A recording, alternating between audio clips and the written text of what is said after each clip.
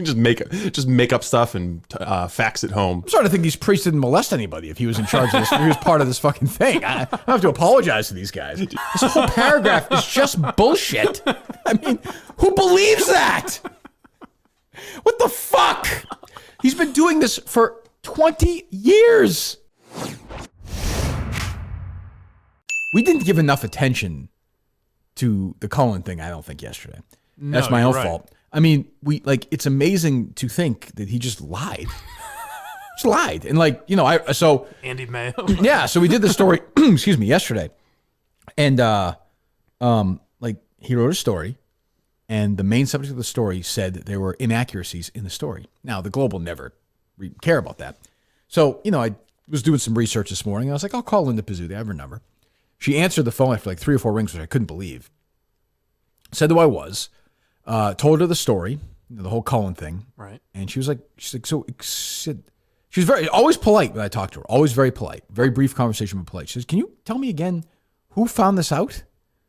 And I was like, well, it's difficult to say. I was like, I don't like him that much right now. He's a Mayo jar. Linda, he's very critical of me. So you can tell I'm unbiased on this. So Linda, he's a hideous human being. I was like, just a listener. And she said, okay, we'll look at it. She said, well, I'll have somebody look into it. I said, you're going to look into it. She said, we'll get somebody to look into it. I said, you will look into it? She said, I'll look into it. I said, okay, great, whatever. Thanks, Linda. And she said, Kirk. I said, yes. She said, how are you doing? How are you? Did she really? Yeah, so she's trying to do how's it going? Like, she cares about how's you. everything? How's everything in the old noggin? Yeah. She's like, if you're doing this stuff, things must be really bad. Oh. And I was like, nope. I said, thanks again, Linda. We'll talk soon. That was it. So, and she has not responded. But think about this. So he writes a story about this barber. First of all, he lives in Massachusetts, but is in Vermont right now, right? Yes. So he crosses into another state to get his haircut, which feels like a violation to me in today's world. No, I don't think so. Yeah, I don't People think are doing it. I don't think the Globe would like that. No. So he goes and does that. By the way, I don't think he ever went there. I don't believe I believe he made the whole thing up. You don't think he ever went to Vermont? Well, the guy I think confirmed that he cut his hair Yeah, but when?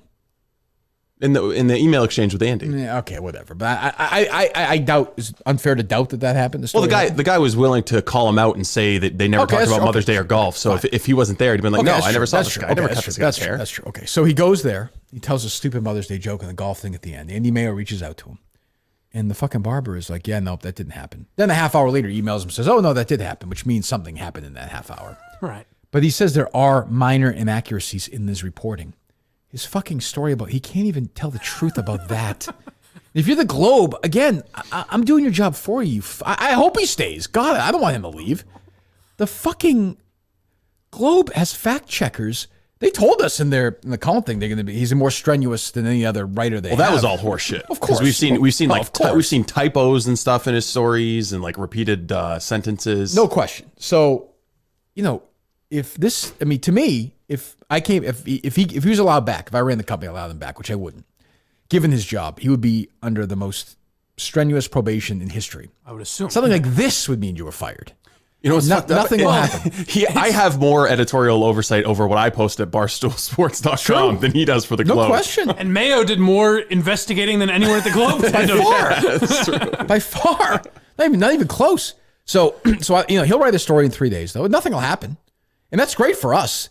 Do you have that Cullen YouTube thing I dug out? Yeah, I do. And the other thing that's worth mentioning is it's just a bad column. It's just lazy. Of course. It's just lazy, awful. There's no point to anything that he writes these days. Maybe I don't read the newspaper enough, but there are a lot of wacky articles like that. I went down to the barber. And I was in the Cullen vortex for an hour this morning. And there are just, you don't even know where to start. Some of these, and they're just older stories. Where the hell is it? I got printed off that one you sent me. Oh, did you? Should be in the stack yeah. somewhere, yeah. This is from, thank you. This is from 2008. June 20th, 2008. So I got off the big green bird early Wednesday, and I asked the first person I see, a little guy selling newspapers in Dublin Airport. All right, first of all, we know he's lying about that. Again, totally cinematic. You think Ronan Farrow wrote this story. It's so full of shit. Who won the Celtics game? And he goes, Celtic? You mean the football team? Jesus, Mary, and Joseph, says I. Boy, my goodness. Oh, I don't know what to say there. So I walk out of the terminal, and I go to the place to get the bus to take me to South County Dublin, where the girls have posh accents, and I asked the bus driver, did he know when the Celtics game? and your man was Polish and didn't speak much English, but that's Ireland these days.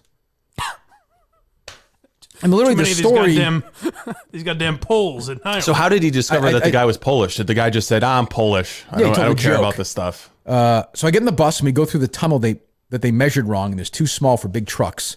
And the Irish do that sometimes. But it wasn't like the Big Dig in which people made billions. Some poor lady from Jamaica Plain got killed because somebody made a mistake. And I take the bus to Glasgow, which is a beautiful village just south of Dublin, and is right next to Sandy Cove, where James Joyce described the Irish water as snot green. And I ring the doorbell at my buddy Cusack's house, and Cusack doesn't know what day it is, so I don't even ask him who won the game. This whole paragraph is just bullshit. I mean, who believes that? What the fuck? He's been doing this for 20 years. And I guess everyone that reads him would just, they've always read the newspaper, and they would so they would think, why is he lying? Like, they don't think anything of it, really, I guess. But I mean, just unbelievable. So here's Cullen when he gets, YouTube did this series, profiling Globe writers, and you can't even make it up. This is not, this would fit right into an episode. A Metro column in the Globe comes up about as often as playing left field for the Red Sox. And it's a prime piece of real estate, and I feel very fortunate enough to get it. I like writing about people. Here we go. You know, I'm not going to sit there and explain to you the ins and outs of our great political system. Nope. I would like to tell you a story about somebody who got screwed by the political system. It's important to write about process. How much time do you have, It's important to write about institutions, and there are plenty of people who want to write those stories. I'm not one of them. I have always liked, since I was a young reporter, I always liked writing up stories about people I don't know or don't understand, or I might know. Don't exist in any way, shape, or form. That to me is kind of so much better if he was I just like making shit up. It's so easy. You have to do any research. You have to go out and talk to anybody. Other than this one guy who won't leave me alone. Take somebody's side and write about them in the Globe. It matters. And people notice. It's much easier to write about the bombing not being there than being there. Oh, yeah. It's describing it's hard, but it's much less stressful. I could write about it. Yeah, who wants to be at the bombing? Yeah. It's much easier. This guy, the Globe sent him to Ireland for the peace stuff for a couple of years. He was the only American reporter there. Can you think of all the shit he made up while that was going on? Remember, he was covering Katrina, too. There were stories where he put himself in the middle of negotiations at that thing. Right. I remember we found that old story. It's unbelievable.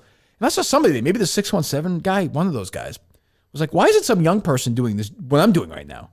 Just find his archive and dig in. It'll take you 3 hours to find 10 great stories. I can't get past the first line of that video where he says, Metro columns come up as much as playing left field for the Red Sox. Well, that doesn't mean anything. He's saying it's a rare honor. That would have worked after Ted Williams gave it to Collier Stremski, who gave it to Jim Rice, who retired 30 years ago.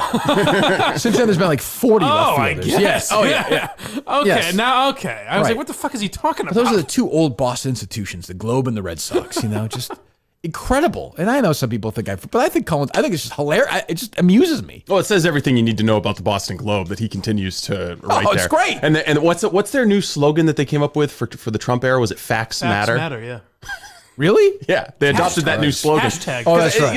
The Boston Globe, the Washington Post, they all adopted these new. Now more than ever, our commitment to the truth is important. So it didn't matter the last 8 years. Better than their old slogan though. Young enough to bleed, old enough to breed. Wasn't that their original? I think so. Yes, as I recall. It didn't move a lot of papers.